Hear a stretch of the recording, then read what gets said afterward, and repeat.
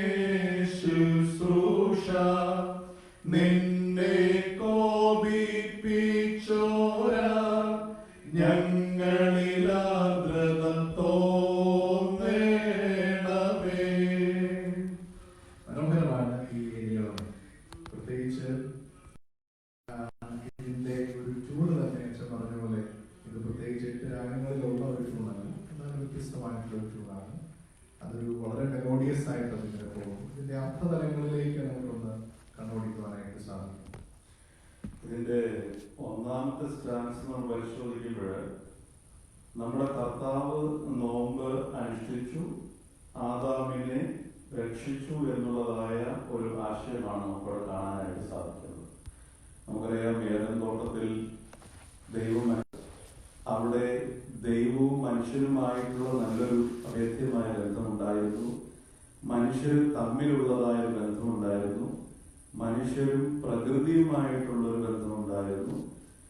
ആ ഒരു ഊഷ്മളമായിട്ടുള്ള ബന്ധം മനുഷ്യന്റെ ഉള്ളിൽ പിശാച് അല്ലെങ്കിൽ പൈശാചികമായിട്ടുള്ള പ്രലോഭനങ്ങൾ കടന്നു വന്നപ്പോൾ ഈ ബന്ധത്തിന് മുറിച്ചിൽ സംഭവിക്കുകയും ആ മുറിവിലൂടെ മനുഷ്യൻ ദൈവത്തിൽ നിന്നും പരസ്പരവും പ്രകൃതിയിൽ നിന്നും അകന്നു പോയത്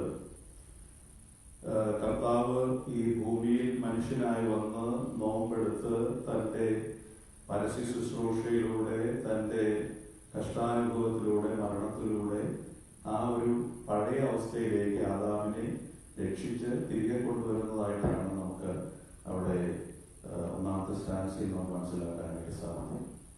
ഇത്തരത്തിലുള്ള ഒരു ട്രാൻസ്ലേഷൻ കണ്ടിട്ടുണ്ട്. മനുഷ്യന്റെ സ്വഭാവത്തിന് ജയം നൽകിയതാണ് മനുഷ്യാവതാരം എന്നുള്ളത്. ആദാമിന്റെ വീഴ്ചയിൽ നിന്ന് അവന്റെ നോമ്പാൽ നമ്മളെല്ലാം വിജയിപ്പിക്കുകയാണ്. അപ്പം ആദാമിന് മാത്രമല്ല, ആദാം റെപ്രസെന്റ് ചെയ്യുന്ന മനുഷ്യവർഗത്തിന്റെ മുഴുവൻ വിജയമായിട്ട് ഈ നോമ്പിനെയും കർത്താവിന്റെ മനുഷ്യാവതാരത്തെയും ഒക്കെ ഇവിടെ കാണുന്നു. തീർച്ചയായും രണ്ടാമത്തെ സ്റ്റാൻസിലേക്ക് പോവുകയാണെങ്കിൽ, നോമ്പാൽ കടമെല്ലാം വീടും, നോമ്പാൽ കഴുകാൻ പാപത്തെ, നോമ്പാൽ നീങ്ങും മാലിന്യം, നോമ്പാൽ നിർമ്മലമാകും, ആത്മീയ ചിറവുണ്ടാകും. നോമ്പിലൂടെ ലഭിക്കുന്നതായ അനുഷ്ഠിക്കുന്നവർക്ക് ലഭിക്കുന്നതായ ഫലങ്ങളെ കുറിച്ചാണ് നമ്മളവിടെ മനസ്സിലാക്കുന്നത്. നോമ്പ് നമസ്കാരത്തിന്റെ വിവിധങ്ങളായിട്ടുള്ള പ്രാർത്ഥനകൾ നമ്മൾ പരിശോധിക്കുമ്പോൾ ഇതേ ആശയത്തിലുള്ളതായ ധാരാളം പ്രാർത്ഥനാ ഭാഗങ്ങൾ ഗീതങ്ങളിൽ ഉൾപ്പെടുത്തിയിട്ടുള്ളതായിട്ട് നമുക്ക് കാണാനായിട്ട് സാധിക്കും. ഉദാഹരണത്തിന് തിങ്കളാഴ്ച നമസ്കാരം ഇതിന്റെ പ്രഭാത പ്രാർത്ഥനയിൽ ഒരു ക്രമീകരിച്ചിട്ടുണ്ട്. അതിൽ നമ്മൾ ഇങ്ങനെയാണ് പ്രാർത്ഥിക്കുന്നത്: നോമ്പാലും സൽക്രിയയാലും സഭ ഐശ്വര്യം നേടുന്നു, അത്യാസക്തിയെ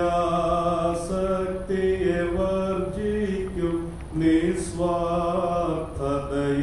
കൈക്കൊള്ളും. അതേ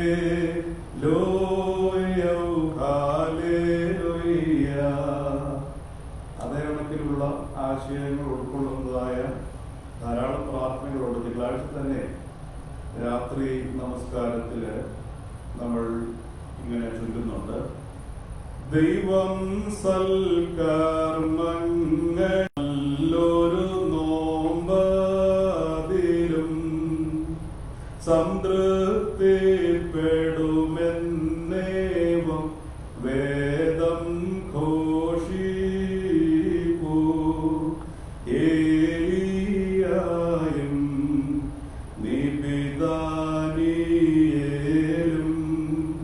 മോശയുമതിനെ സാക്ഷിച്ചിടുന്നു. പ്രാർത്ഥന നോമ്പിവയിൽ പാരം പ്രീതിപ്പെട്ടേവം. കൃപ ചെയ്യുന്നോനാം നാഥൻ വാഴ്വുടയോൻ തന്നെ.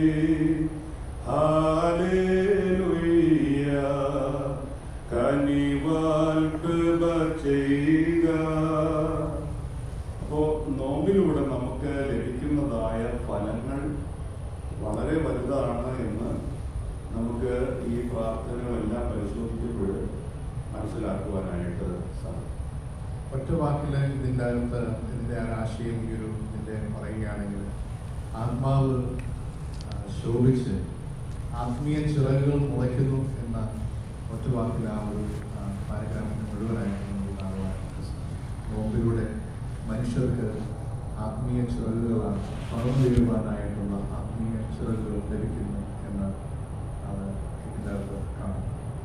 മൂന്നാമത്തെ സ്റ്റാൻസയിൽ 3ഉം 4ഉം സ്റ്റാൻസുകൾ നോക്കിക്കഴിയുമ്പോൾ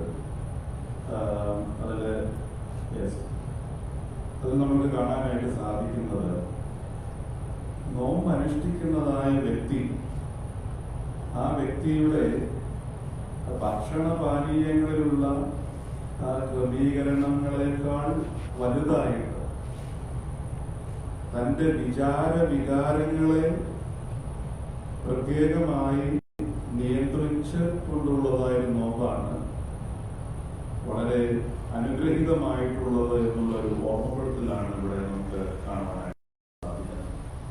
നോമ്പിന്റെ പ്രാരംഭത്തിൽ ശുഭോനോ എന്ന ഒരു അനുഗ്രഹീത ശുശ്രൂഷയിലൂടെയാണല്ലോ നമ്മൾ നോമ്പ് ആരംഭിക്കുന്നത്. അവിടെ നമ്മൾ ആ ശുഭോനോയിൽ നമ്മെ ഓർമ്മപ്പെടുന്നുണ്ട് പിതാക്കന്മാര്.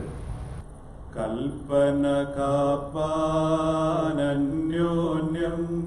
സ്നേഹിപ്പിൻ സഹജന്മാരെ,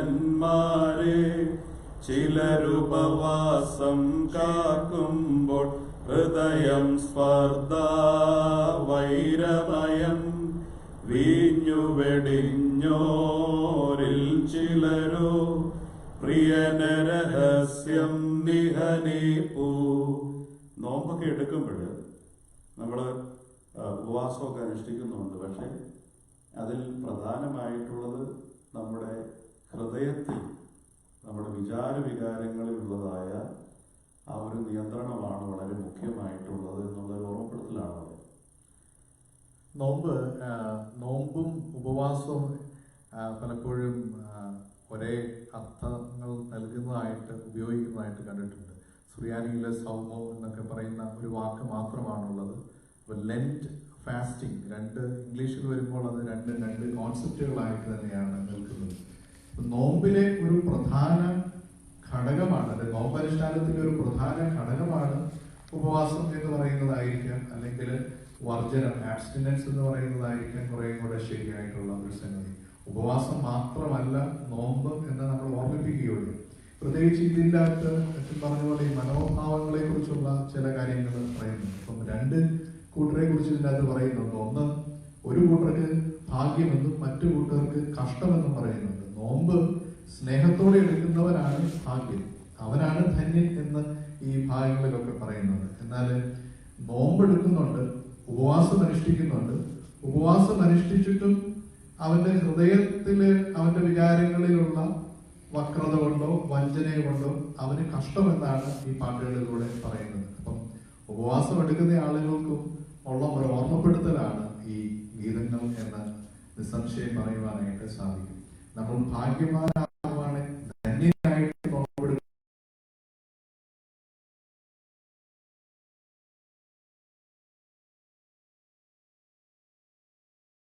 കർത്താവ് ബഹുമാനിക്കുന്നതെന്ന് തോന്നുന്നു. നമ്മുടെ ഈ പ്രാർത്ഥനകളെല്ലാം പരിശോധിക്കുമ്പോൾ ധാരാളം വേദപുസ്തക ഭാഗങ്ങളെ അതേപടിക്കോ അല്ലെങ്കിൽ വേദപുസ്തകത്തിലെ ആശയങ്ങളെ ഉൾക്കൊണ്ടുകൊണ്ടുള്ളതായ പ്രാർത്ഥനകളാണ് നമ്മുടെ പിതാക്കന്മാർ ക്രമീകരിച്ചിട്ടുള്ളത്. നോമ്പില് നമ്മൾ ചൊവ്വാഴ്ച സന്ധ്യാനമസ്കാരത്തില് യെശയ്യാ പ്രവചനം 58-ാം അധ്യായത്തിന്റെ 7-ാം വാക്യത്തെ ഉദ്ധരിച്ചുകൊണ്ട് പിതാക്കന്മാര് പറയുന്നൊരു പ്രാർത്ഥന വളരെ പ്രധാനപ്പെട്ടതാണ്. എന്താണ് യഥാർത്ഥത്തിലുള്ള ഉപവാസം എന്നവിടെ ഓർമ്മപ്പെടുത്തുന്നുണ്ട്. ഇങ്ങനെയാണ് പിതാക്കന്മാര് പ്രാർത്ഥിക്കുന്നത്. പാവനമാമീ നോമ്പെങ്ങനെ നോൽക്കണമെന്ന ദർശകനാമേശായ നമ്മോടുൽഘോഷിപ്പൂ. ഉൾക്കാമ്പി നന്യായത്തിൻ കെട്ടുകൾ നീക്കി പരവഞ്ചനയുടെ പാശത്തെ മുറ്റും ഛേദിക്ക. പാവങ്ങൾക്കപ്പം നൽകിടുക, പരദേശിക്കാശ്രയമേകിടുക.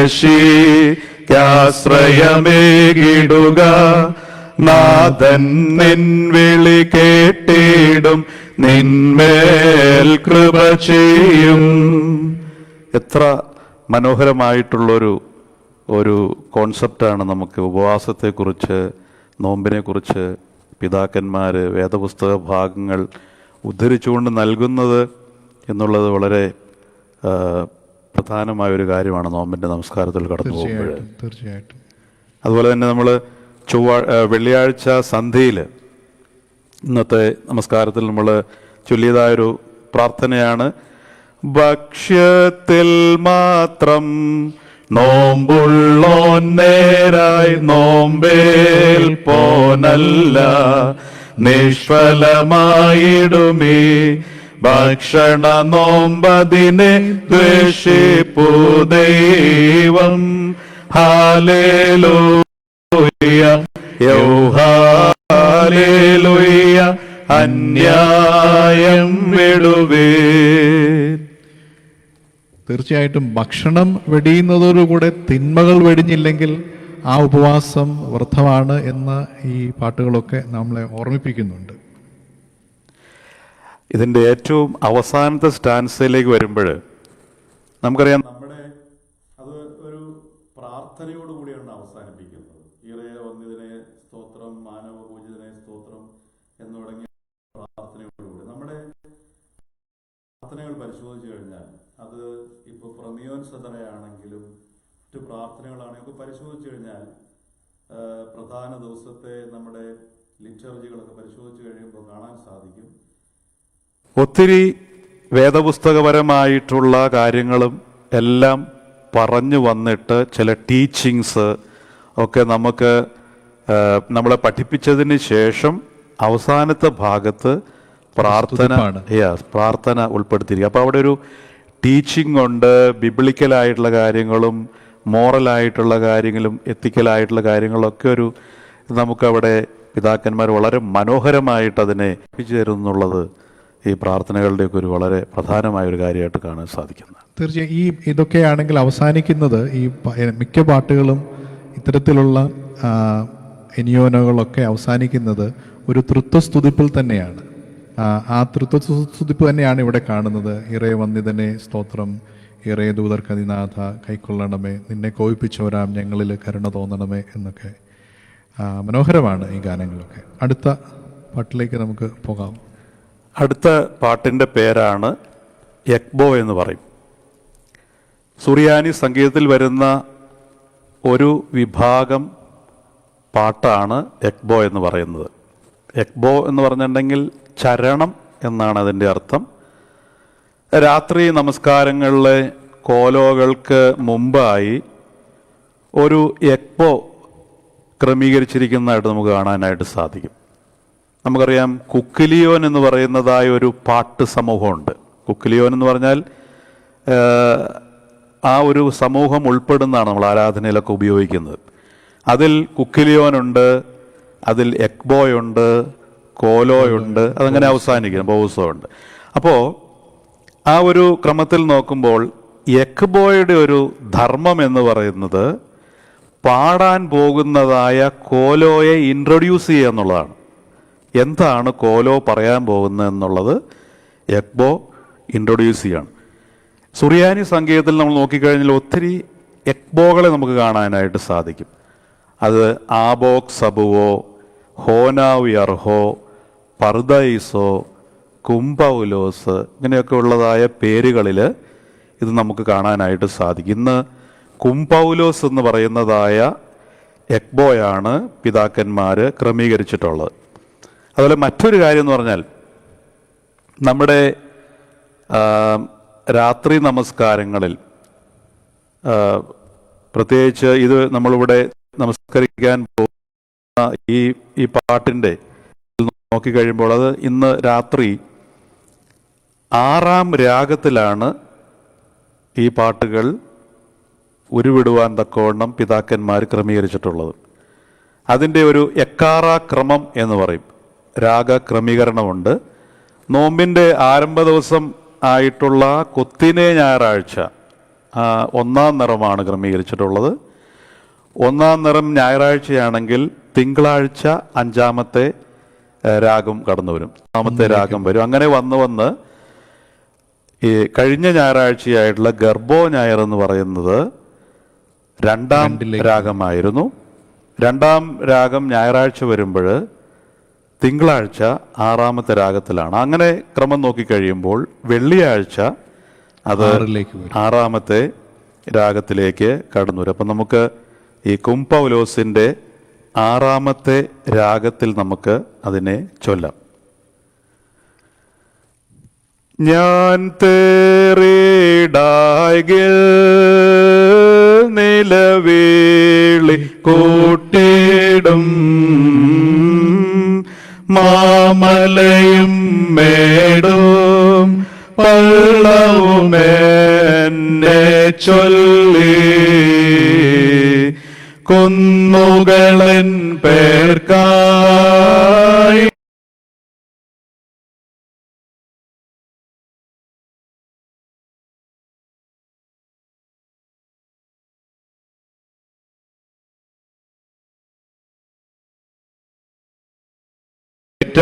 കൈപ്പൊടു കേഴുന്നു പാപങ്ങൾക്കെല്ലാം പൊറുതി ലഭിച്ചിടാൻ നാഥനുടൻ പേർക്കായി കാരുണ്യം യാചിപ്പൂ. മനോഹരമാണ് ഈ 6-ാം നിറത്തില് ഈ കുംഭോലോസ് പാടി കേൾക്കുന്നത്. ചില കുറിക്കുകളൊക്കെ ഉള്ളത് കൃത്യമായിട്ട് ആരെങ്കിലും മാത്രം അറിയാവുന്നതാണ് അല്ലേ? അനുതാപമാണ് ഒരു പ്രധാന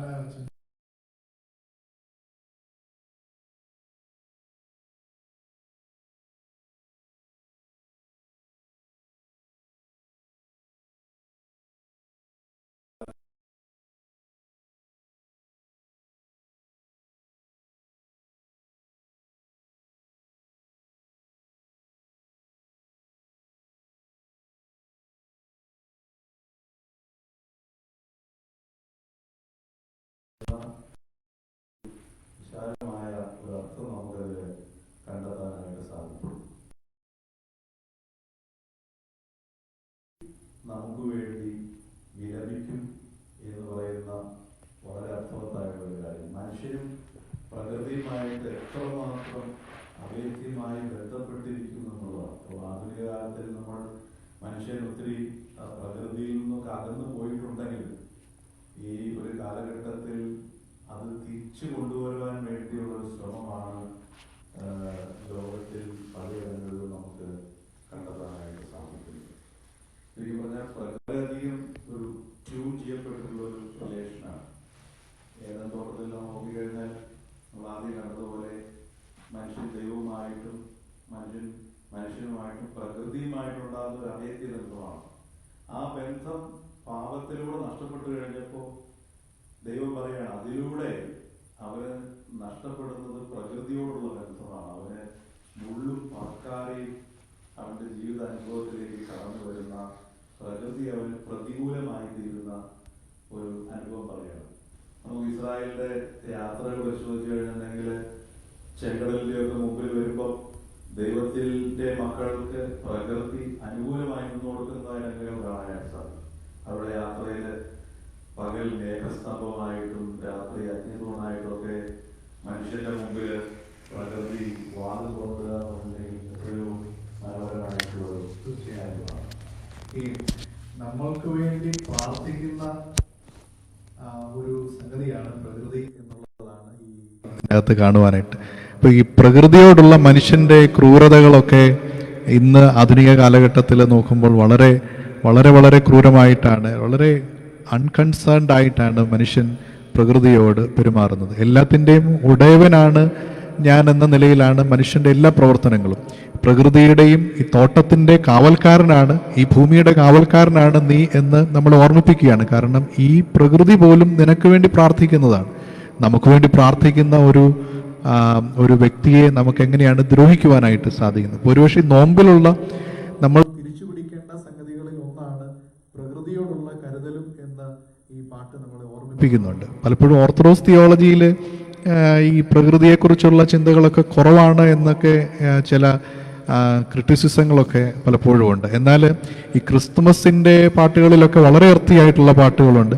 ഇത്തരത്തിലുള്ള ഡയറക്റ്റ് ആയിട്ടുള്ള പാട്ടുകളും ധാരാളമായിട്ട് ഒരുപക്ഷെ നമുക്ക് കാണുവാനായിട്ട് സാധിക്കും. പക്ഷേ നമ്മുടെ ആരാധനക്രമങ്ങൾ പരിശോധിച്ച് കഴിയുമ്പോൾ ഇപ്പം ബെനഹായുടെ ശുശ്രൂഷകൾ പരിശോധിച്ചാൽ, ഓശാനയുടെ ശുശ്രൂഷകൾ പരിശോധിച്ചു കഴിഞ്ഞിട്ടുണ്ടെങ്കിൽ പ്രകൃതിയെ ബ്ലസ് ചെയ്യുന്നതായൊരു കാര്യമാണ് കാണുന്നത്. നമ്മള് ഉൽപ്പത്തി, പക്ഷെ അതിന്റെ ഒരു പ്രാക്ടിക്കൽ ലെവലിലേക്ക് നമ്മൾ പലപ്പോഴും പോകാറില്ല. നമ്മൾ വെള്ളത്തെ വാഴ്ത്തും, മരങ്ങളെയും വൃക്ഷങ്ങളെയും സസ്യലതാദികളെയും എല്ലാം നമ്മൾ ഓശാനയിൽ നമ്മൾ വാഴ്ത്തുന്നുണ്ട്.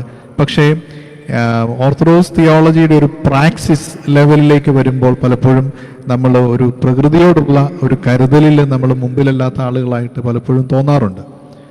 ഈ പാട്ടുകളൊക്കെ നമ്മളെ ഓർമ്മിപ്പിക്കുന്നത് പ്രകൃതിയെ കരുതുന്നവരാകുക എന്നുള്ള ഒരു സംഗതിയുണ്ട്.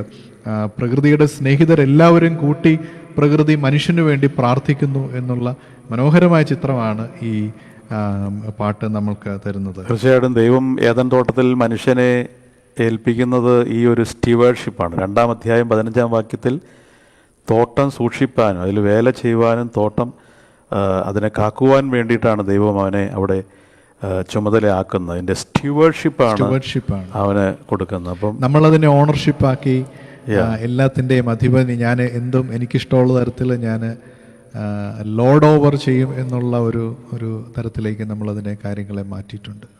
കർത്താവ് യേശു മിശിഹ പ്രകൃതിയുടെ ഉടയവൻ, അവൻ ക്രൂശിൽ മരിക്കുമ്പോൾ നമ്മൾ അന്ന് നടന്നതായ കാര്യങ്ങൾ പിതാക്കന്മാർ പറയുന്ന എങ്ങനെയല്ലേ? പ്രകൃതി വിറച്ചു, ഭൂമി തലം ഞെട്ടി, പാറ തകർന്നു, കൊടുമുടികൾ പതറി. എത്രമാത്രം ദൈവം തൻ്റെ സൃഷ്ടിയുടെ അല്ലെങ്കിൽ ദൈവത്തിൻ്റെ ആ ഒരു ദൈവപുത്രന്റെ ആ മരണത്തിൽ പ്രകൃതി എത്രമാത്രം വിലപിക്കുന്നു, അല്ലെങ്കിൽ ദൈവവും പ്രകൃതിയും മനുഷ്യനും ഒക്കെ ആയിട്ടുള്ള ആ ഒരു ദൈവത്തിന്റെ സൃഷ്ടി ആയിട്ടുള്ള ആ വലിയൊരു ബന്ധത്തെ വളരെ മനോഹരമായിട്ടാണ് നമുക്ക്. അതെ, തീർച്ചയായും. ഇപ്പം തിരിച്ചു പിടിക്കേണ്ട സംഗതികളിൽ മനുഷ്യനും ദൈവവുമായിട്ടുള്ള ബന്ധം, മനുഷ്യരും മറ്റു മനുഷ്യരുമായിട്ടുള്ള ബന്ധത്തിൽ പലപ്പോഴും നമ്മൾ ഒതുക്കുകയാണ് ചെയ്യുന്നത്. അല്ലെങ്കിൽ സമസൃഷ്ടിയോടുള്ള ബന്ധം എന്ന് പറയുമ്പോൾ ഈ പ്രകൃതിയെയും കൂടെ ചേർത്ത് നിൽക്കുവാനും പ്രകൃതിയുമായിട്ടുള്ള ഒരു ഫെലോഷിപ്പും കൂടെയാണ് ഈ നോമ്പ് നമ്മളുടെ മുമ്പിൽ വെക്കുന്നത് എന്ന് തീർച്ചയായിട്ടും ഈ ഗാനത്തിലൂടെയൊക്കെ നമുക്ക് പറയുവാനായിട്ട് സാധിക്കും. അടുത്ത കോലോ ലിമുറിയോ മറിയാം എൽദോസാലോഹോ.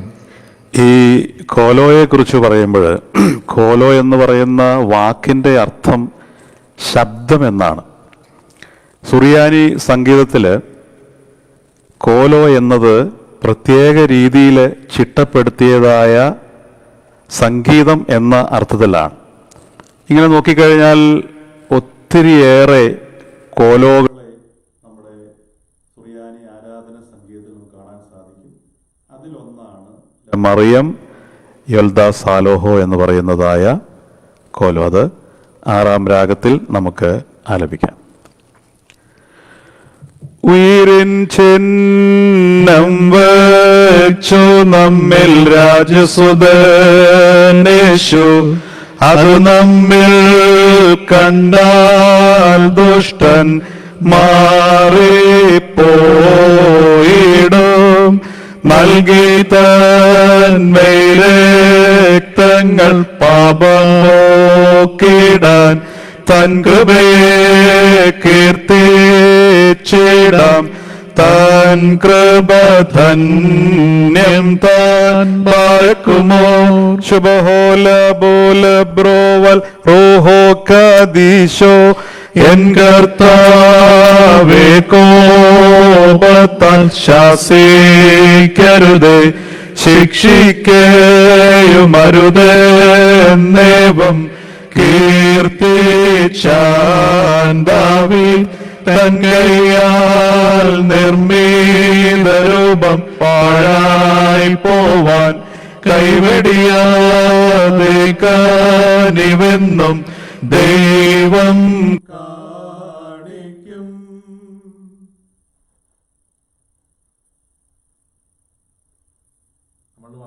ബ്ലസ്ഡ് ആയിട്ടുള്ള ആളുകളാണ്. കാരണം ക്രിസ്തു നമ്മളിൽ വെച്ചിരിക്കുന്നത് ജീവന്റെ ചിഹ്നമാണ് എന്നാണ് പറഞ്ഞിരിക്കുന്നത്. അവൻ്റെ ആ ജീവചിഹ്നം, ആ സൈൻ ഓഫ് ലൈഫ് നമ്മളിലൊക്കെ ഉണ്ട്. അത് കാണുമ്പോൾ ദുഷ്ടൻ മാറിപ്പോകും.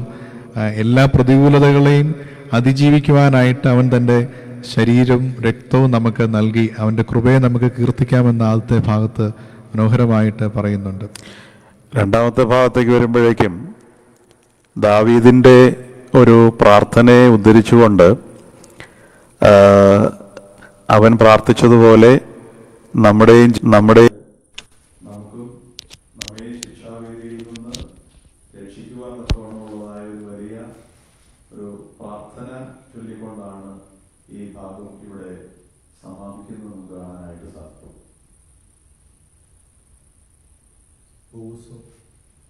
അടുത്തത് ബോവുസോ എന്ന് പറയുന്നതായ ഒരു ഗീതമാണ്. ബോവുസോയുടെ അർത്ഥം നമ്മൾ പരിശോധിക്കുമ്പോൾ പെറ്റീഷൻ അല്ലെങ്കിൽ റിക്വസ്റ്റ്, അപേക്ഷ എന്നുള്ളതാണ് അതിന്റെ അർത്ഥം നമുക്ക് കാണാനായിട്ട് സാധിക്കുന്നത്.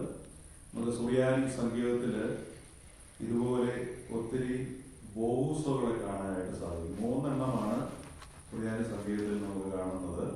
മോർ അഫ്രേമിന്റെ ബോവുസോ, മോർ യാക്കോബിന്റെ ബോവുസോ, മോർ പാലായിയുടെ ബോവുസോ. രാത്രി പ്രാർത്ഥനകളിലെല്ലാം തന്നെ ഈ 3 ബോവുസോയും വരുന്നതായിട്ട് നമുക്ക് കാണാൻ സാധിക്കും. നമുക്ക് ഈ ബോവുസോ ചൊല്ലാം. ഈശനാഥ വരിക തുണപ്പാൻ വിളികൂട്ടുന്നു, പ്രാർത്ഥന കേട്ടിട്ടാത്മാക്കൾ മേൽ കൃപ ചെയ്യണം. പ്രാർത്ഥനയവാൾ ധീരന്മാർക്ക് ഔന്നത്യം നൽകി, പോരാട്ടത്തിൽ ശ്രേഷ്ഠന്മാർക്ക് വാളാവശ്യം. ദൈവകുമാരൻ നിർമ്മിച്ചേറ്റം മൂർച്ച വരുത്തി, പോരാടിടാൻ രാജഭടന്മാർ കീവാളേകി. പ്രാർത്ഥിച്ചിടുന്നാത്മാവേദി കൊള്ളുക ധൈര്യം, നിൻപേർക്കെന്നും പ്രാർത്ഥിക്കുന്നു ദൈവതനൂജൻ. ആ പ്രാർത്ഥനയിൽ നിൻ പ്രാർത്ഥനയും ചേർത്തിടേണം, തൽപ്രാർത്ഥനയാൽ നിൻ പ്രാർത്ഥനയും കൈക്കൊണ്ടിടും. ദേവാദേവാവുത്തരമരുളി കാരുണ്യം ചെയ്തിടണം, മനുജാത്മാക്കൾ കനുതാപം നീ. പ്രാർത്ഥനയുടെ ഒരു അത്യാവശ്യമാണ് ഇവിടെ പിതാക്കന്മാര് പ്രാർത്ഥനയിലൂടെ ഓർമ്മപ്പെടുത്തുന്നത്. മനോഹരമാണ്. എൻ്റെ വളരെ അർത്ഥസമ്പൂർണമായിട്ടുള്ള ഒരു അച്ഛൻ്റെ റീഡിങ്ങുകളെന്ന ഈ പ്രാർത്ഥനയുടെ പ്രാധാന്യത്തെ പരാമർശിച്ചുകൊണ്ടുള്ളതായ ഈ ഗീതത്തെ പോലുള്ള ഒത്തിരി ഭാഗങ്ങൾ നമ്മുടെ നോമ്പ് നമസ്കാരത്തിന്റെ മറ്റുള്ള ദിവസങ്ങളിലെ പ്രാർത്ഥനകൾ പരിശോധിക്കുമ്പോൾ ധാരാളം ഭാഗങ്ങൾ നമുക്ക് കണ്ടെത്താനായിട്ട് സാധിക്കും. നോമ്പ് എന്ന് പറയുന്നത് വളരെ ദൈവഭയത്തോടും ദൈവത്തോടുള്ളതായ അടുപ്പത്തോടും കൂടെ അതിൽ പ്രാധാന്യം നൽകിക്കൊണ്ട് ആയിരിക്കണം എന്നുള്ളതാണ് ഇത് നമ്മളെ ഓർമ്മപ്പെടുത്തുന്നത്.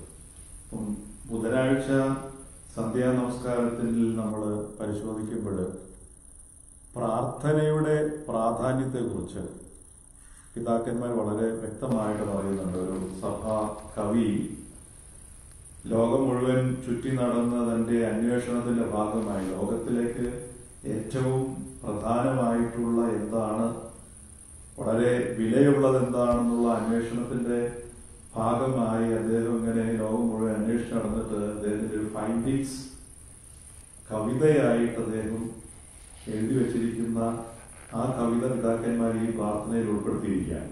അഖിലം ഞാനാണ്. അതെ, അഖിലം ഞാനാരാഞ്ഞിട്ടും ദൈവഭയത്തെ മികച്ച ഞാൻ ദർശിച്ചില്ല തൽ സ്നേഹത്താലെ. ധാർമ്മികനാം യൗസേപ്പാർന്നു മെസറേൻ രാജത്വം. മഹിതൻ മോശ വിഭാഗിച്ച വടിയാൽ വാരിയെ. ഹാനനിയാദ്യന്മാരാതിനാൽ അഗ്നിയിൽ നിന്നും രക്ഷിതരായി. തങ്കത്തെക്കാളാതു കാമ്യം മധുവിനു മധുരം പാരം. ദൈവാരാധനയെ സ്നേഹിപ്പോൻ ധന്യേ. എത്രയോ ഉത്തമത്തായിട്ടുള്ള ഒരു കാര്യമാണ്. ലോകം മുഴുവൻ അന്വേഷണം നടന്നിട്ടും അതായത് കണ്ടെത്തിയത് പ്രാർത്ഥനയാണ്, ദൈവാരാധനയാണ് ഏറ്റവും വിലയേറിയതായ കാര്യം. അതിനാൽ രക്ഷ പ്രാപിച്ചതായ, അനുഗ്രഹം പ്രാപിച്ച ഓരോ വ്യക്തികളുടെയും പേരുകളാണ് തുറന്നുള്ളതായ ഭാഗങ്ങളിൽ എടുത്ത് അദ്ദേഹം ഉപയോഗിക്കുന്നത്. ഇപ്പൊ നോമ്പിന്റെ ഒന്നാമത്തെ അനുഷ്ഠാനം ഉപവാസമായിട്ടാണെങ്കിൽ രണ്ടാമത്തെ അനുഷ്ഠാനത്തിന്റെ അകത്ത് ഏറ്റവും പ്രധാനപ്പെട്ട സംഗതിയാണ് പ്രാർത്ഥന. ഈ യാമപ്രാർത്ഥനകളിലൊക്കെ ഈ ഒരു പാറ്റേൺ നമുക്ക് കാണുവാനായിട്ട് സാധിക്കുമല്ലോ. ഒന്ന് ഉപവാസമാണെങ്കിൽ, രണ്ട് പ്രാർത്ഥനയിൽ ജാഗരിപ്പാനുള്ള ഒരു ആഹ്വാനം.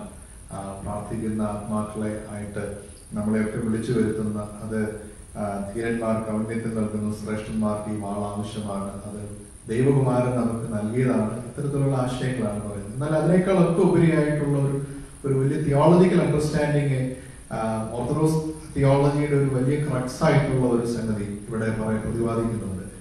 ദൈവകുമാരന്റെ പ്രാർത്ഥന, ദൈവതനുജന്റെ പ്രാർത്ഥന നമ്മളുടെ പ്രാർത്ഥനയോടുകൂടെ ചേർന്ന് സ്വർഗത്തിലേക്ക് എത്തുന്നു, പിതാവിന്റെ സന്നിധിയിലേക്ക് എത്തുന്നു.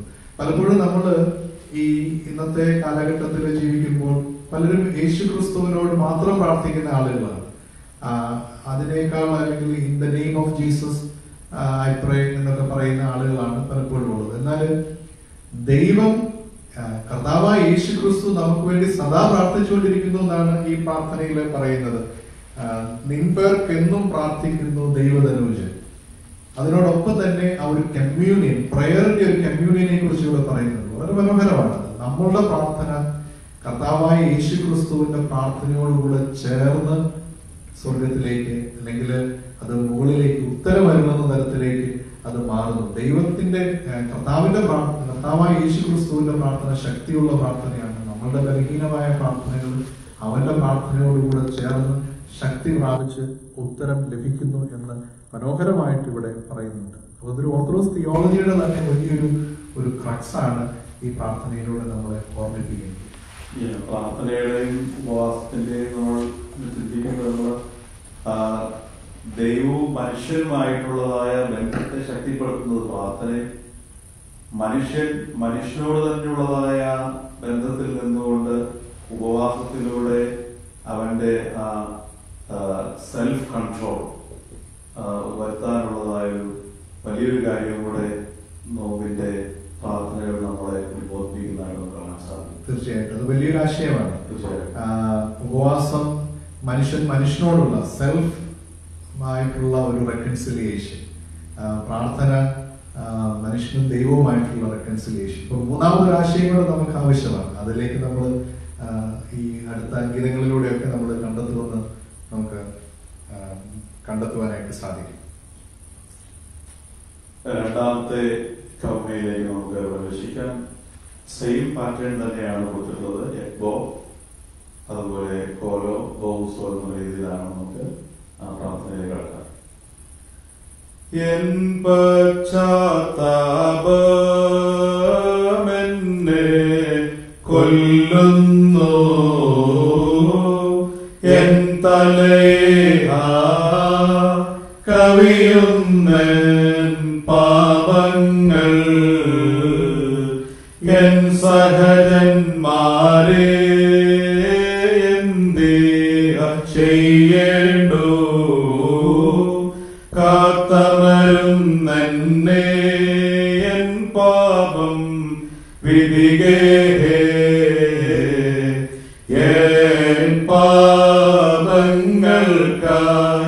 കഠിന വിഷാദത്താൽ ബാഷ്പജലം തൂകി കരയാനാരുണ്ടയ്യോ അവിടനുതാപം കൈക്കൊണ്ടിടതീരേ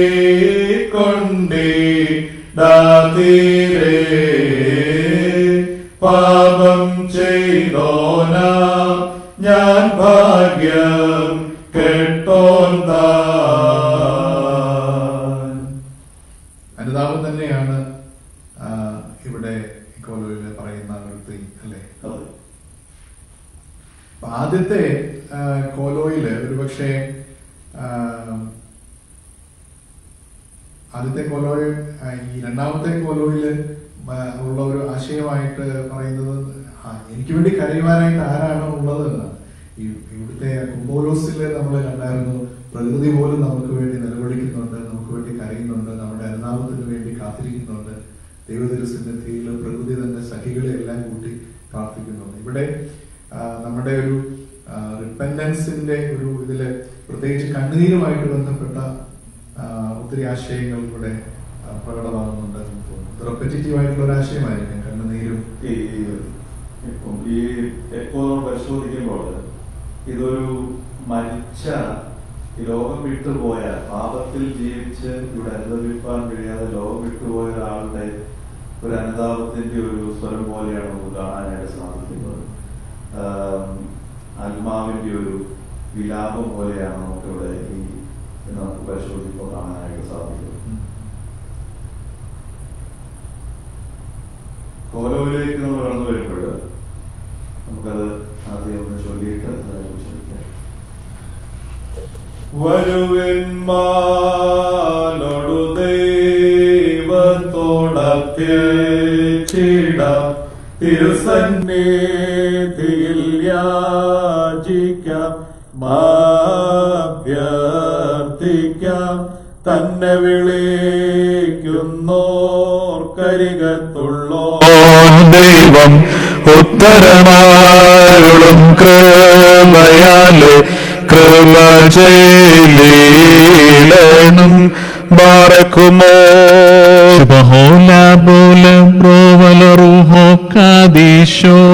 വെണ്മവരൂ തിൻവസ്ത്രങ്ങൾക്കെല്ലാ പേരും കണ്ണീരാൽ ദൈവസുതന്തൻ വാരവാസന്നം ലോകാന്ത്യം വാതിൽക്കൽ താനെന്നാൻ സ്ലീഹ ധന്യൻ വീതിയിൽ കാരുണ്യം കണ്ടെത്തുന്നു മൊറിയോറാഹിമേലൈനു ആധാരേൻ. ആദ്യം പറഞ്ഞ പോലെ ആദ്യത്തെ സ്റ്റാൻസ് ഒരു പ്രാർത്ഥനയ്ക്കായിട്ടുള്ളൊരു ആഹ്വാനമാണ്.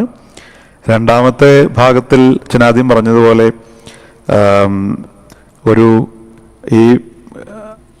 ഒരു അനുതാപത്തിൽ കണ്ണുനീര് എത്രമാത്രം ആവശ്യമാണ്. സത്യമായ അനുതാപം എന്ന് പറയുമ്പോഴേക്കും അത് ഉള്ളിൽ തട്ടിയുള്ള ഒരു കാര്യമാണ്. കണ്ണുനീര് വരണമെങ്കിൽ തീർച്ചയായിട്ടും അത് ഓരോ മനുഷ്യൻ്റെ ഉള്ളത്തിൽ തട്ടിയിട്ടുള്ളതായ ഒരു അവസ്ഥയിൽ നിന്നാണ് കണ്ണുനീര് വരാനായിട്ട് സാധിക്കുകയുള്ളൂ. അപ്പോൾ നമ്മെ തന്നെ ഒന്ന് വെണ്മ വരുത്താനായിട്ട് യഥാർത്ഥമായൊരു അനുതാപം ഉള്ളിൽ വരുമ്പോൾ കണ്ണീര് നമ്മുടെ ഉള്ളിലുണ്ടാകും. ദൈവം കണ്ണുനീരിനെ മറികടക്കാത്തവനാണെന്നുള്ളതാണല്ലോ വചനത്തിൽ നമുക്ക് കാണുവാനായിട്ട് സാധിക്കുന്നത്. ഇത്തരത്തിലുള്ളതായ ഭാഗങ്ങൾ നമ്മൾ നോമ്പിൻ്റെ പല ഭാഗങ്ങളും കണ്ടെത്താനായിട്ട് സാധിക്കും.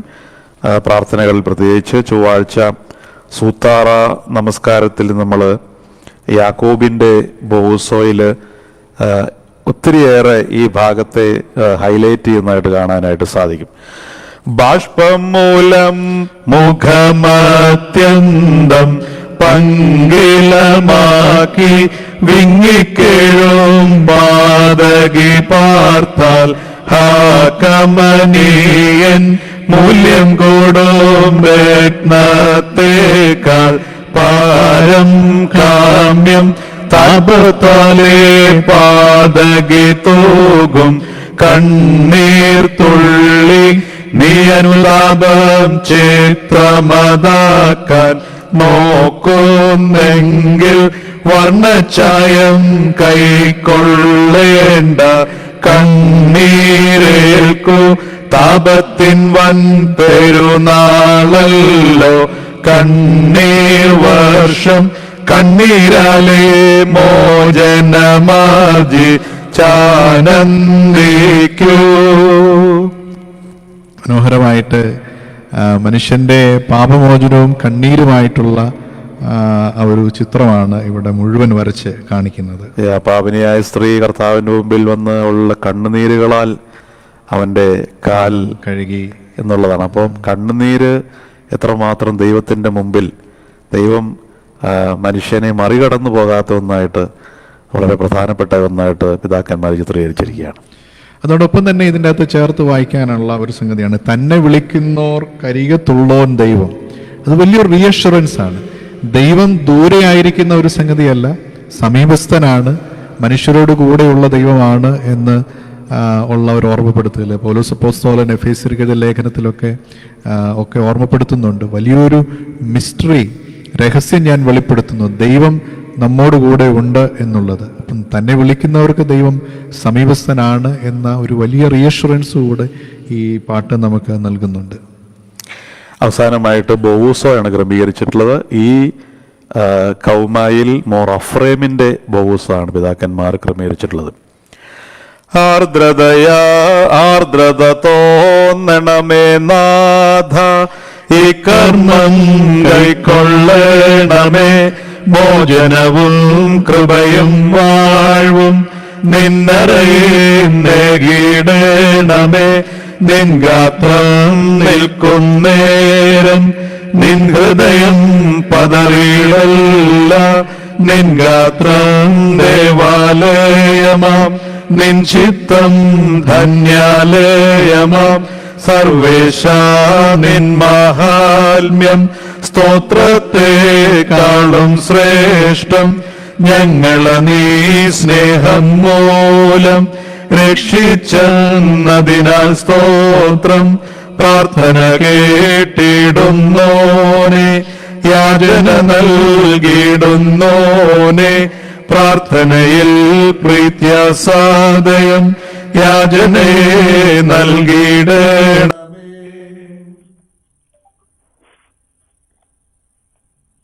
മനുഷ്യന്റെ ശരീരം ദൈവത്തിന്റെ ആലയമാണ്. മനുഷ്യന്റെ ഹൃദയം ശുദ്ധസ്ഥലമായിരിക്കട്ടെ, അവിടെ ദൈവം വസിക്കട്ടെ. ശുദ്ധസ്ഥലമായ ഹൃദയം ഉണ്ടെങ്കിൽ അവിടെ ദൈവം വസിക്കുന്നു എന്ന ഒരു ചിത്രമാണ് ഈ പാട്ടുകളിലൂടെയൊക്കെ നമ്മളെ ഓർമ്മപ്പെടുത്തുന്നത്. നമുക്ക്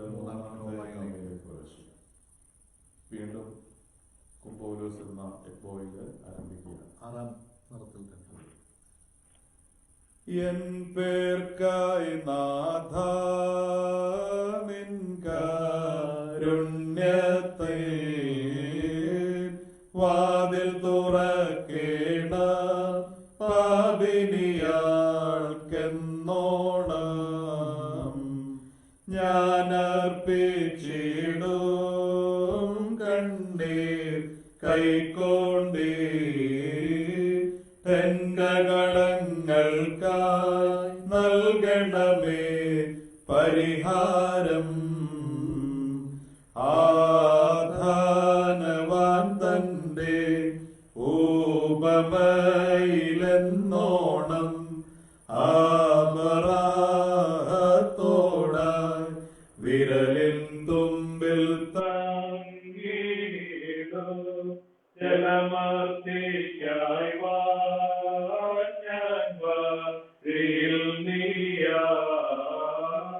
ജീവജലം പേറി യാത്രയിലെ കൂട്ടായ വേദോത്തര കർണപാത്രങ്ങളെ ഉയർത്തി കാണിച്ചുകൊണ്ടുള്ളൊരു ഉഗ്രൻ പ്രാർത്ഥനയാണ് ഇവിടെ ക്രമീകരിച്ചത്. ഹനുമാന്റെ അവസ്ഥ ഇവിടെ കാണിക്കുക, വെള്ളം കിട്ടാതെ അവന് ന്യായവിധിയിൽ അല്ലെങ്കിൽ ദണ്ഡനത്തിൽ അകപ്പെടുമ്പോൾ നമ്മൾ ആരെ കൂട്ടിയാണ് ഈ ഭൂമിയിൽ യാത്ര ചെയ്യണമെന്നുള്ള ഒരു ചിത്രമാണ്.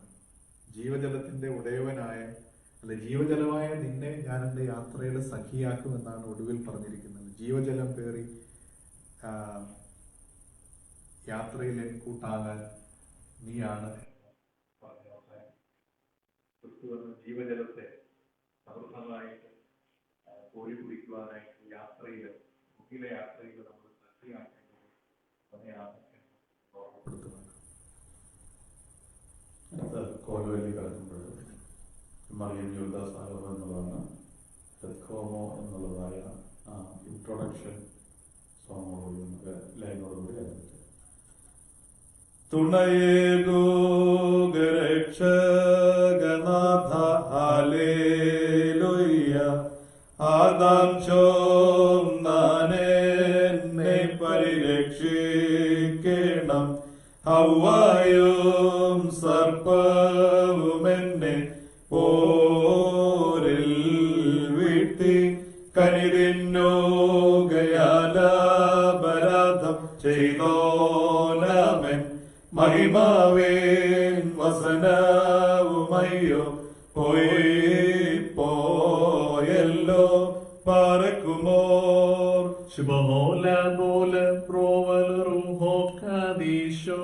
സഭവാതിൽ നിന്നഭ്യർത്ഥിച്ചിടുന്നു തരുവിന്മീതെ നീയേറ്റൊരു പീഡകളോർത്ത് സഭയോടും സോദരോടും നിൻ ശ്ലീപാതൻ ഊഷ്മയാൽ കൃപ ചെയ്തിടണമേന്നങ്ങേവ മുറിയൂറാകെ മേലൈനുവാദാറേ.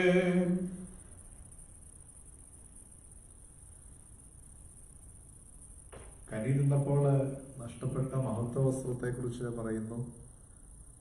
എന്നാൽ ഇന്ന് സഭയ്ക്ക് ലഭിച്ചിരിക്കുന്ന സ്ലീബായുടെ റൂഷ്മായാൽ കർത്താവെ കൃപ ചെയ്യണമേ എന്ന പ്രാർത്ഥനയോടുകൂടെ ഈ കോലോ അവസാനിപ്പിക്കുന്നു. അതാമിന്റെ ഒരു രോദനമാണ് നമ്മൾ ആദ്യത്തെ ഭാഗത്ത് കേൾക്കുന്നെങ്കിൽ സഭ കർത്താവിനോട് പറയുകയാണ് തന്റെ പീഡാനുഭവത്തിൽ ലഭിച്ച അനുഗ്രഹങ്ങൾ ഞങ്ങളെ പങ്കാളികളാക്കാനുള്ള ഒരു വലിയ അപേക്ഷയാണ് നമുക്ക് കാണാനായിട്ട് സാധിക്കും. പൗലോസിലേക്ക് വരുന്നത് പാനായുടെ പൗലോസാണ് ഇവിടെ ക്രമീകരിച്ചിരിക്കുന്നത്. പാപം ചെയ്തോരോടാദ്രതയുള്ളോനെ അൻപുണ്ടാകണമേ പത്രത്തിൽ ആർത്തന്മാർവാതിൽ ഒട്ടും നോക്കുവാനോ കനിമോടാസനകൾ ഉത്തരമാരുളണമേ വാനവനാം താതായാചിക്കുന്നറിയാം ഈ ശുശ്രൂഷയേറ്റാർദ്രത തോന്നണം വാനവർ തന്നീശ മാനവർ തൻ ഗലിയെ ഈ ശുശ്രൂഷയേറ്റാർദ്രത തോന്നണം.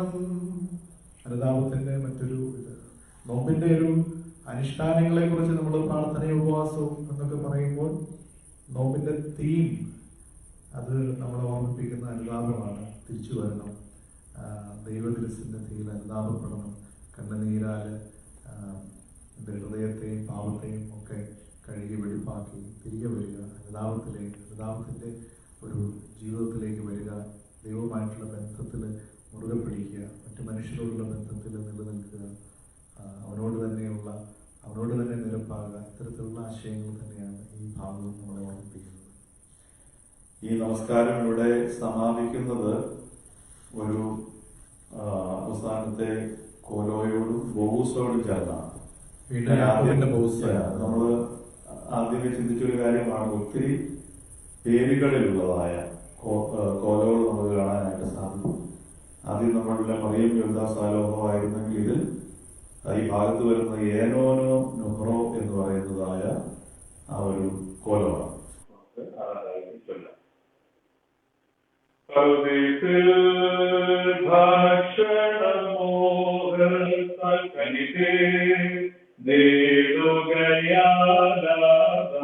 ലജ്ജിതനായ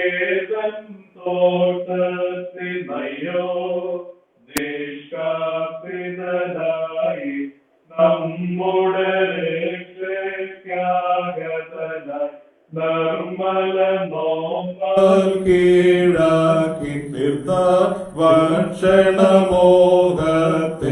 മതത്തെ വഞ്ചിച്ചോന ദുഷ്ടനെ നാഥൻ തോൽപ്പിച്ചു ബാറക്കുമോർ ശുഭഹോല ബോല ബ്രോവൽ റൂഹോ കാദിശോ മെൻവോലം വാദാമൽ വോലം മീനാമീ ഉത്കർഷം മതിമാന്മാർക്കും നിർമ്മലമാം നോമ്പിതു തന്നെ വത്സരേ പൂർവിക സിദ്ധന്മാരെന്നതു പോലെ നമ്മൾക്കും നോമ്പിൽ ശരണം കണ്ടെത്തി വിജയ കിരീടം പ്രാപിക്കാം ദുഷ്ടപടയെ തോൽപ്പിക്കാൻ നോമ്പായുധമണിയിച്ചു വാഴ്വോടയോനൻ നാർത്തിട മുറിയോറാകിമേലൈനു ആധാരേ. വീണ്ടും ഉപവാസത്തെ കുറിച്ചുള്ള ഒരു ഓർമ്മപ്പെടുത്തലാണ്. ഭക്ഷണമോഹത്തെ കീഴടക്കി അതോടൊപ്പം തന്നെ വിവേകികൾ വളർച്ച പ്രാപിക്കുന്നത് ഈ ഉപവാസത്തിലാണ്. അതിന് നമുക്ക് സങ്കേതപ്പെടാം എന്ന് പറഞ്ഞാണ് അവസാനിപ്പിക്കുന്നത്. തീർച്ചയായിട്ടും അവസാനത്തെ ബോഹുസോയിലേക്ക് വരുമ്പോൾ യാക്കോബിന്റെ ബോഹുസോയോടുകൂടി രാത്രി നമസ്കാരം സമാപിക്കുകയാണ്. യാക്കോബിന്റെ ബോഹുസോ 6-ാം ശിഖനാഥശിഷ്ടന്മാർ തന്നോമ്പേറ്റോനെ പ്രാർത്ഥന നോമ്പെന്നിവയേറ്റിവരിൽ കൃപ തോന്നേണം. ഇന്നങ്ങളൻ വിഭവം നിറയും ഭോജ്യം സർവം ആരും നീരേൻ തുള്ളിയെനിക്കായി നൽകുന്നില്ല. ഞാൻ സമ്പാദിച്ചൊരു സമ്പത്തെ ഗംഗാണാവോ പോകട്ടെല്ലാ തുള്ളി തന്നെ കൈവന്നെങ്കിൽ നൽപനീരാം ചൂളക്കുഴിയിൽ വർഷിച്ചോനെ നാഥ ഞങ്ങളിൻ വരവിങ്കൽ തള്ളിടല്ലേ.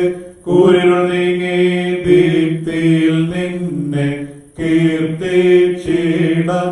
ഏകണമേ മുഖകാന്തിയോടൊപ്പം തേജോ വസ്ത്രം ശാന്തൻ മോശാനിബിതൻ നോമ്പേറ്റോന മഷിഹ പ്രാർത്ഥന കേട്ടിട്ടാൽ മക്കളിലൻ ഉണ്ടാകേണം. നോമ്പിന്റെ അനുഷ്ഠാനത്തിന്റെ ഒരു മൂന്നാമത്തെ ഭാഗത്തെ കുറിച്ചാണ് പറയുന്നത്.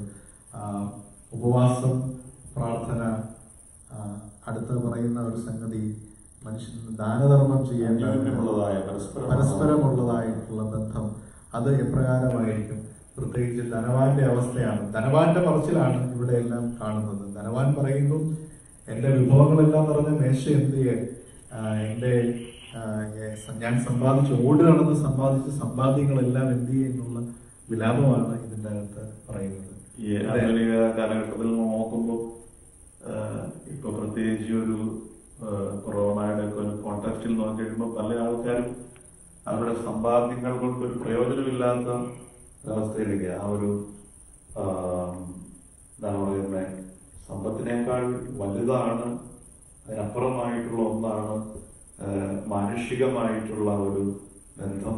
അത് സമ്പത്തെല്ലാം മാനുഷികമായ ബന്ധത്തെ ശക്തിപ്പെടുത്താൻ തക്കവണ്ണം ഉപയോഗിക്കേണ്ടതാണെന്നുള്ളൊരു കോൺസെപ്റ്റാണ് നോമ്പിന്റെ എല്ലാ പ്രാർത്ഥനകളിലും നമുക്ക് കാണാനായിട്ട് സാധിക്കുന്നത്. ദാനധർമ്മങ്ങളെ കുറിച്ചുള്ള ഓർമ്മപ്പെടുത്തല്, ധനസമ്പാദനത്തെ കുറിച്ചുള്ള ഓർമ്മപ്പെടുത്തല്, നന്മ ചെയ്യേണ്ടതിന്റെ ഒരു ഓർമ്മപ്പെടുത്തല്, ആംസ് ഗിവിംഗ്, ചാരിറ്റി, ഇതെല്ലാം തന്നെ ഈ ഒരു ഭാഗത്ത് റിഫ്ലക്ട് ചെയ്യുക. നോമ്പിന്റെ നമസ്കാരം നമ്മൾ വ്യാഴാഴ്ച രാത്രി നോക്കി കഴിയുമ്പോൾ വളരെ രസകരമായിട്ട് പിതാക്കന്മാര് യാക്കോബിന്റെ ബോക്സുകളെ ഇവിടെ പറയുന്ന ഒരു കാര്യമാണ്.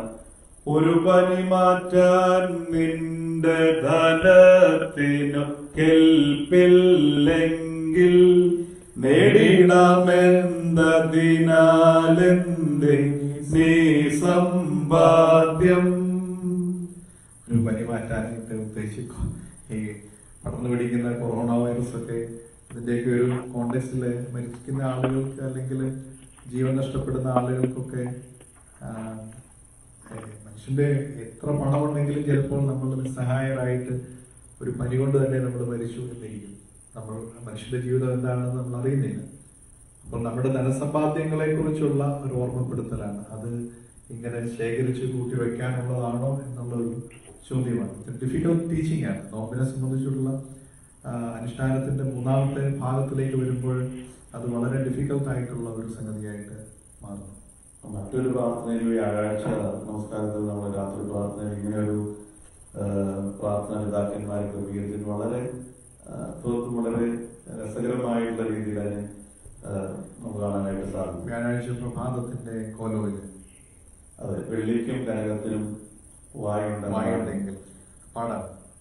വെള്ളിക്കും കനകത്തിനും വായുണ്ടെന്നാകിൽ സമ്പാദകരാ മാനവരോടവയെ വംശൊല്ലും എന്നെ നിങ്ങൾ സാധുക്കളിൽ നിന്നു കവരുകയുണ്ടായി നിൽപ്പിന്ദൂരത്തായി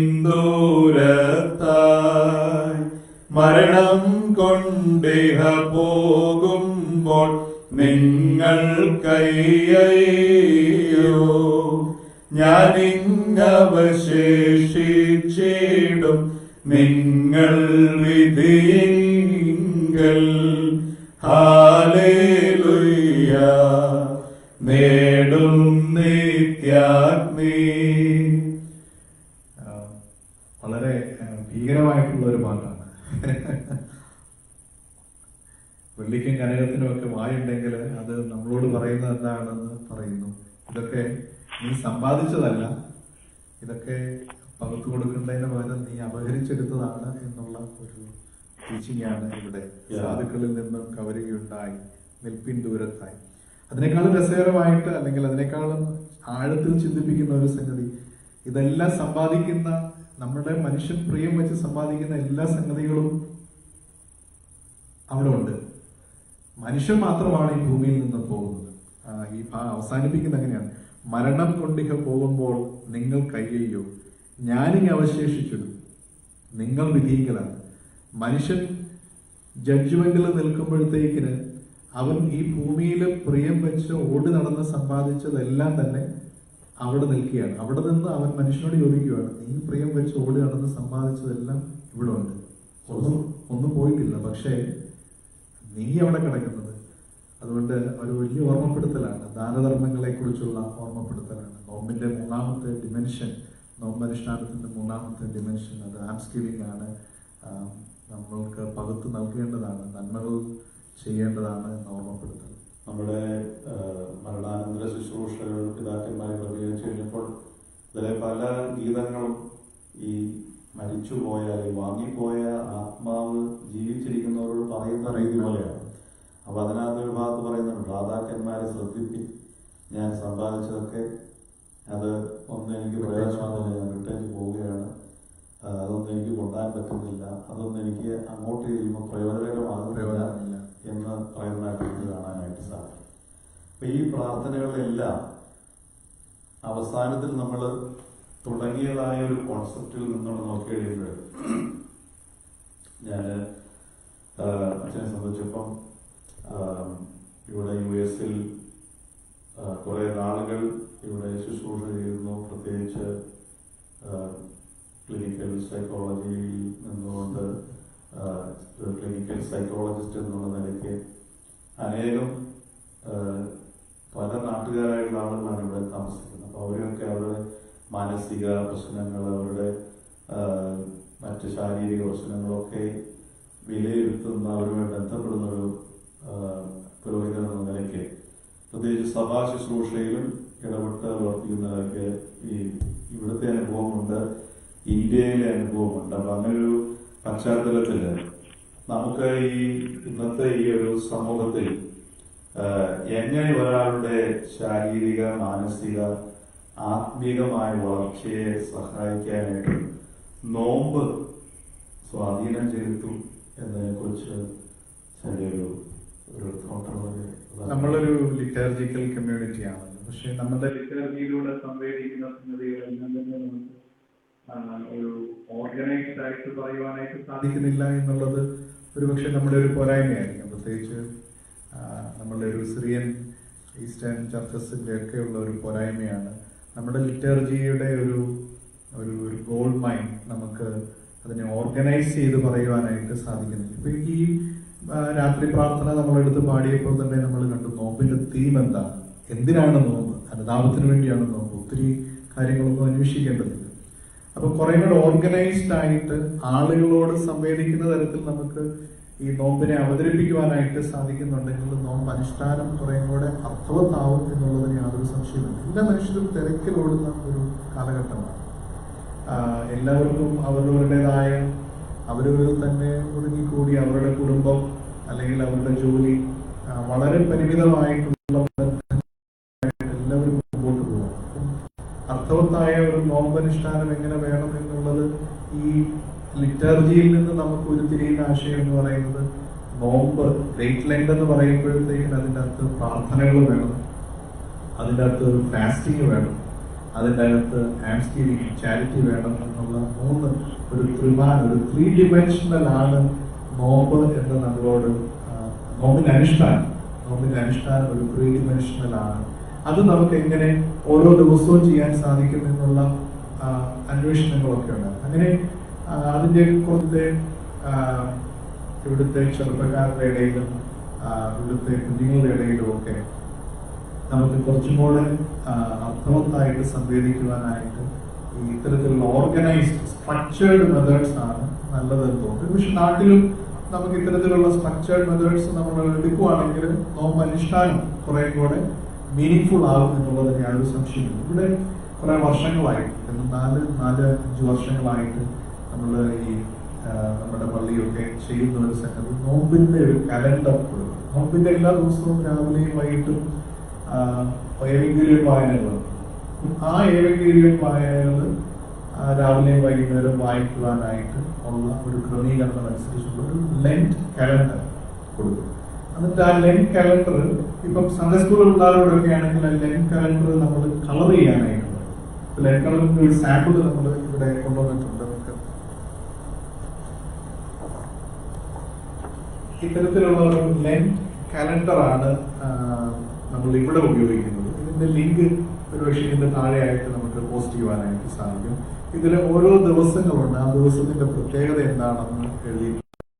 ആ ദിവസത്തെ വായനകൾ, പ്രഭാത വായന, വൈകുന്നേരത്തെ വായന, അത് നമ്മൾ ക്രമീകരിച്ചിട്ടുണ്ട്. ഇനി സൺഡേ സ്കൂൾ പിള്ളേരോട് നമ്മൾ പറയുന്നത് ഇത് കളർ ചെയ്യണം എന്നുള്ളതാണ്. എങ്ങനെയാണ് കളർ ചെയ്യേണ്ടതെന്നുള്ളതിന് ചില റൂൾസ് പറയും. അത് ഉദാഹരണത്തിന് ഒരു പ്രാർത്ഥന നമ്മൾ എൻ്റെ പ്രാർത്ഥനകളൊക്കെ ഞാൻ ഇന്ന് ചെയ്തു, അല്ലെങ്കിൽ ഞാനൊരു എക്സ്ട്രാ ആയിട്ട് ഞാൻ പ്രാർത്ഥിച്ചു എന്ന് പറയുമ്പോഴത്തേക്കിന് അവർക്കൊരു കളർ, പ്രത്യേക കളർ ഇതിൽ ചെയ്യാനായിട്ട് ഇതിൻ്റെ അകത്ത് പല ക്രോസുകൾ കൊടുത്തിട്ടുണ്ട് ഓരോ ദിവസത്തിലും. അത് ചെയ്യുവാനായിട്ട് സാധിക്കും. അതോടൊപ്പം തന്നെ ഫാസ്റ്റിംഗ് ചെയ്യുന്ന ഒരാൾക്ക് വേറൊരു കളർ ചെയ്യാനായിട്ട് ഇവിടെ പറയും. അല്ലെങ്കിൽ മറ്റൊരാളെ സഹായിച്ചു, ഞാൻ I did something good for others, അങ്ങനെയുള്ള ഒരു ആക്സ്പീരിയൻസ്, ചാരിറ്റി, ഒരു നന്മ ചെയ്ത ഒരാൾക്ക് വേറൊരു കളർ ചെയ്യാനായിട്ട് പറയും. ഇത് മൂന്നും ചെയ്ത ഒരാൾക്ക് വേറൊരു കളർ ചെയ്യാനായിട്ട് പറയും. അപ്പം അങ്ങനെ ഒരു നോമ്പ് നമ്മൾ വളരെ കളർഫുൾ ആക്കുക. അത് കളർഫുൾ ആക്കുമ്പോൾ അതിന് അർത്ഥം കൂടുന്നു, അതിന്റെ അനുഷ്ഠാനം വളരെ സത്യസന്ധമാകുന്നു. അതുകൊണ്ട് നമുക്ക് ആത്മീയ ചിറവുണ്ടാകും എന്നുള്ള ഒരു തരത്തിലേക്ക് നമ്മൾ അതിനെ കൊണ്ടുവരും. അതോടൊപ്പം തന്നെ നമ്മൾ ഈ ഓരോ ദിവസത്തേക്കിനുമുള്ള ചില മെഡിറ്റേഷൻസ് നമ്മളൊരു ബുക്കായിട്ട് ഓരോ ആഴ്ചത്തേക്കിനുള്ള ബുക്കുകളായിട്ട് നമ്മൾ കൊടുക്കാറുണ്ട്. അപ്പം പ്രഭാത വായനയിൽ ആ വായനയും കൊടുക്കുന്നു, അതിന്റെ താഴെയായിട്ട് അതിന്റെ മെഡിറ്റേഷൻസ് കൊടുക്കും. അപ്പൊ അത് നമ്മൾ ഫ്രീ ആയിട്ട് നമ്മൾ നമ്മുടെ ഫേസ്ബുക്ക് പേജിലൂടെ നമ്മൾ വായിക്കും. അങ്ങനെ ഓരോ ആഴ്ചത്തേക്കും കൊടുക്കും. അപ്പൊ അത് കുടുംബമായി നിന്ന് വായിക്കുകയും ധ്യാനിക്കുകയും ഒക്കെ ചെയ്യുമ്പോൾ നോമ്പ് വലിയൊരു നന്മയായിട്ടും വലിയൊരു അനുഭവമായിട്ടും വെറുതെ ഉപവസിച്ചു ദുഃഖവെള്ളിയാഴ്ച വന്നു കുറെ പുറപ്പെട്ടു ഈസ്റ്ററിന് വന്ന് കുറേ ഭക്ഷണം കഴിച്ചു പോകുന്നു എന്നുള്ളതിനേക്കാൾ ഉപരിയായിട്ട് നോമ്പിൻ്റെ അനുഷ്ഠാനം അത് അർത്ഥവത്താകുക, സ്ട്രക്ചേർഡ് ആക്കുക എന്നുള്ളത് ഇന്ന് നമ്മുടെ സുറിയാനി സഭകളെ സംബന്ധിച്ചെല്ലാം വലിയൊരു കാര്യമാണ്. അപ്പം ഈ 3 dimensional ആയിട്ട് നോമ്പിനെ നമ്മൾ അവതരിപ്പിക്കുക എന്നുള്ളത് വളരെ പ്രസക്തമായിട്ടുള്ള ഒരു സംഗതി. പ്രത്യേകിച്ച് ഈ ആരാധനയിലൂടെയൊക്കെ നമ്മൾ ഓർമ്മിപ്പിക്കുന്ന സംഗതികൾ എങ്ങനെ നമുക്ക് സംവേദിക്കുന്ന തരത്തിൽ കമ്മ്യൂണിക്കേറ്റ് ചെയ്യാൻ എന്നുള്ളതാണ് അതിനകത്ത് ഏറ്റവും പ്രസക്തമാണ്. അപ്പോൾ ഇതെല്ലാം അനുഷ്ഠിക്കുന്നതിലൂടെ ഒരു വേദവായന, പ്രാർത്ഥന, ധ്യാനം, അതിലൂടെ ഒരു ദൈവവുമായിട്ടുള്ള ബന്ധത്തെ ശക്തിപ്പെടുത്തും. അതോടൊപ്പം തന്നെ ക്രമീകരിക്കുന്നതായ നോമ്പിലെ പ്രത്യേകമായ ചാരിറ്റി കളക്ഷൻ, നമ്മൾ ഇടവതലത്തില് ഉപവസിക്കുമ്പോൾ അവർ ശേഖരിക്കുന്ന പണം എല്ലാം കൂടെ ഒരു ദിവസം ഒരു ചാരിറ്റി ആയിട്ട് എടുത്തുകൊണ്ട് വർഷത്തിൽ പല സമയത്തും ചെയ്യുന്നെങ്കിലും ഒരു 1 day ഈ ഇതെല്ലാം കൂടെ ശേഖരിച്ചുകൊണ്ട് നമ്മൾ സമൂഹത്തിൽ വിവിധ ആവശ്യങ്ങളിലിരിക്കുന്ന ആളുകളെ സഹായിക്കാൻ വേണ്ടി അത് ഉപയോഗിക്കുന്നു എന്നുള്ളത്, അതുപോലെ പലതരത്തിലുള്ളതായ പ്രതിസന്ധികൾ പോകുന്ന ആളുകളെ നമ്മൾ മോറലി സപ്പോർട്ട് ചെയ്യുന്നു എന്നുള്ളതും വളരെ മനുഷ്യ ബന്ധങ്ങളുടെ ഒരു ശക്തീകരണത്തിന് മുഖാന്തരം. തീർച്ചയായിട്ടും അത് ഈ ചാരിറ്റി എന്ന് പറയുമ്പോൾ നമ്മൾ പലപ്പോഴും അച്ഛൻ പറഞ്ഞ പോലെയാണ് നാട്ടിലൊക്കെ ചെയ്യാറുണ്ട്. വെള്ളിയാഴ്ച അല്ലെങ്കിൽ ഈസ്റ്ററിന്റെ അന്ന് പോയി ഏതെങ്കിലും ഒരു അനാഥാലയത്തിൽ പോയി ഭക്ഷണം കൊടുക്കുക. പക്ഷെ ചാരിറ്റികളൊക്കെ നമ്മുടെ വീടുകളിൽ തുടങ്ങേണ്ട ഒരു സംഗതിയാണ്. നമുക്ക് മക്കൾക്ക് അപ്പനും അമ്മയുടെയും കൂടെ അല്പസമയം ചെലവഴിക്കുവാനായിട്ട് സാധിക്കുന്നത് അതൊരു വലിയ ചാരിറ്റിയാണ്, ഒരു വലിയ നന്മയാണ്. അവരുടെ സമയം വിട്ടിട്ട് അവർ അപ്പൻ്റെ അമ്മയോടും കൂടെ ചില സമയങ്ങൾ ചെലവഴിക്കുവാൻ സാധിക്കുന്നു. അല്ലെങ്കിൽ പഴക്കമുള്ള ഒരാളുമായിട്ട് കൂട്ടുകൂടുവാനായിട്ട് സാധിക്കും, അയാളുമായിട്ട് ബന്ധം പുനഃസ്ഥാപിക്കുവാൻ സാധിക്കുമോ എന്നൊക്കെയുള്ളത് വലിയ അന്വേഷണമാണ്. ചാരിറ്റി തന്നെയാണ് അതെല്ലാം. അപ്പൊ ബന്ധങ്ങളുടെ ശക്തിപ്പെടുത്തല്, ഊഷ്മളമാക്കല്, ഇതെല്ലാം തന്നെ ഒരു നന്മ പ്രവർത്തിക്കുന്നതിന്റെ ഭാഗമായിട്ടുള്ളതാണ്.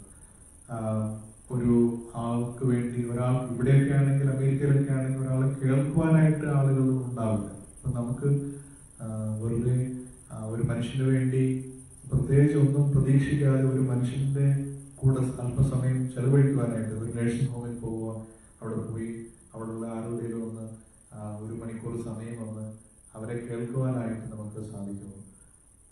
ചാരിറ്റിയുടെ ഭാഗം തന്നെയാണ് ഈ ധനം എങ്ങനെ നമ്മൾ വിനിയോഗിക്കുന്നു എന്നുള്ളത്. പലപ്പോഴും ഒരു സെയിങ് ഉണ്ട്, when we pray as if we have no money, but when we try to spend, we spend as if we have no idea of God, no idea of Jesus or faith. ആ തരത്തിലാണ് നമ്മൾ പണം ചെലവഴിക്കുന്നത്. അതുകൊണ്ട് നോമ്പിലും പണം ചെലവഴിക്കുന്നതിലും ചില restrictions വെക്കുന്നതല്ല. ഞാൻ ഇന്ന് അച്ഛനോട് ഷെയർ ചെയ്തായിരുന്നു. ചില സംഗതികൾ വാങ്ങിക്കാൻ അത്യാവശ്യമുള്ളതുണ്ട്, പക്ഷെ നോമ്പ് കഴിഞ്ഞിട്ട് വാങ്ങാം എന്ന് നമ്മൾ വെക്കും. നോമ്പ് കഴിഞ്ഞ് വാങ്ങുമ്പോൾ അത് ഇല്ലേ എന്ന് ചോദിക്കുമ്പോൾ നമ്മുടെ ഷോപ്പിംഗ് ലിസ്റ്റിലുള്ള പല സംഗതികളും നമുക്ക് ആവശ്യമില്ലാത്തതാണ്.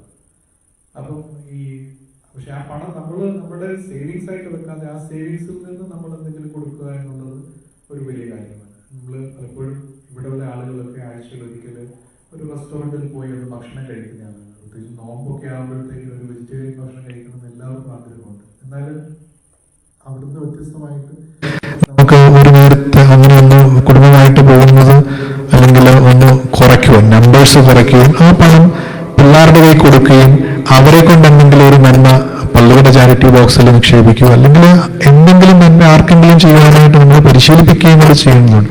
കൊടുക്കുവാനായിട്ട് പിള്ളേരെയും മക്കളെയും ഒക്കെ പരിശീലിപ്പിക്കുന്നത് ഒരു ഇത്തരത്തിലാണ് നമുക്ക് ഇതിനെ മീനിങ് ആയിട്ട് അനുഷ്ഠിക്കുവാനായിട്ട് സാധിക്കുന്നത്.